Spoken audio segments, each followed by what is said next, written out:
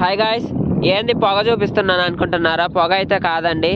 ఇక్కడైతే మేము ఇంతకుముందు కందేసాము, అది అయిపోయింది. దానివల్ల ఇలాగా మొత్తం పంట అంతా కోసి గింజలన్నీ ఇంటికి వెళ్ళాక మళ్ళీ వర్షాలు పడతాయి కదండి. వర్షాలు పడ్డ తర్వాత ఇదిగోండి ఈ విధంగా అయితే నేల దున్నించిన తర్వాత పంట వేసుకోవాలంటే ఈ కంది పుల్లలన్నీ కాలబెట్టుకోవాలండి, లేకపోతే పంటకి అడ్డంగా ఉంటాయి.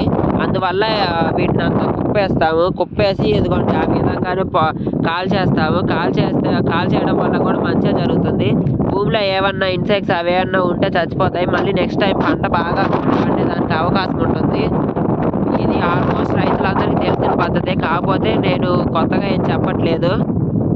ఏందో ఒక వీడియో తీయాలనిపించి తీశాను. మీకు ఈ వీడియో నచ్చితే ఒక లైక్ చేయండి. మీ ఊరు సైడ్ కూడా ఏదో ఈ విధంగా చేస్తారా లేదా అనేది కామెంట్ అయితే ఇవ్వండి. వీడియో ఇన్ఫర్మేషన్గా ఉంటే మటుకు ఎవరికైనా షేర్ కూడా చేయండి. Okay, bye.